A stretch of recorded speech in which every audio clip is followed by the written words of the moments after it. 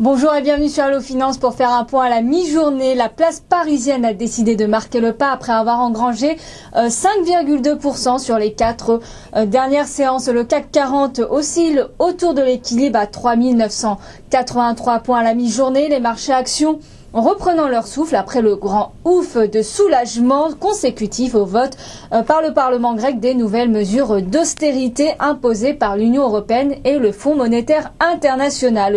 L'euphorie liée à l'avancée du dossier grec laisse désormais place à une plus grande prudence.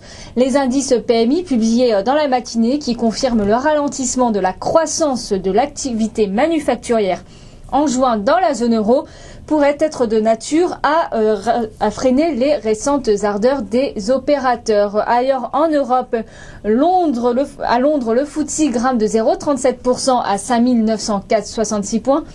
Et à Francfort, le DAX gagne 0,14% à 7386 points. Sur le front des valeurs, les valeurs bancaires se distinguent toujours à la hausse à la suite du second vote grec.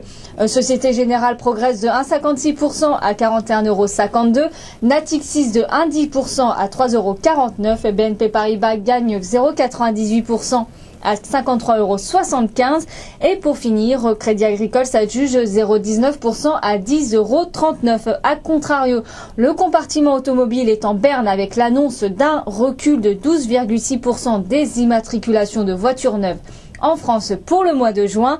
Renault perd ainsi 1,24% à 40,38 € et accuse ainsi la plus forte baisse de l'indice vedette parisien.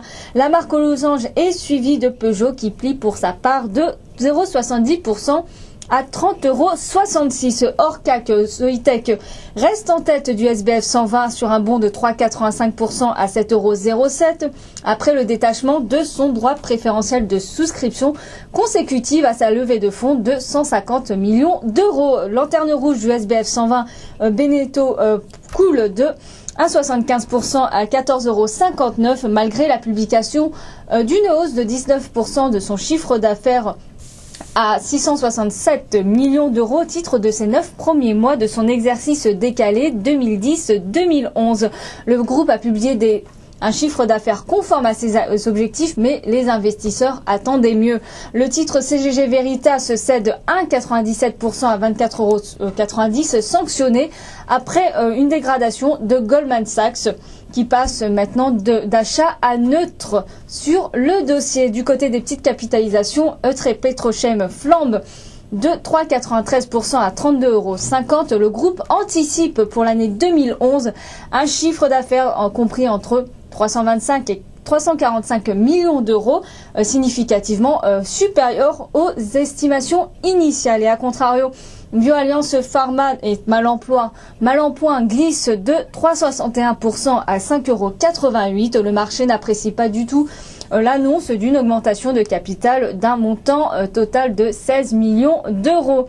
Sur le marché des devises, l'euro reste au-dessus des 1,45 à 1,4530 face au dollar porté par le déblocage de la situation grecque.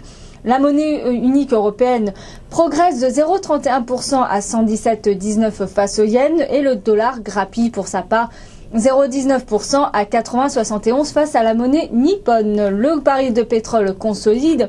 Le WTI perd 0,64% à 94,80 $, tandis que le Brent perd 0,88% à 114,49 $. Et le métal jaune plie de 0,90% pour plonger maintenant à 1487 $ l'once. Voilà ce qu'on pouvait dire à la mi-journée. À très bientôt sur Allo Finance.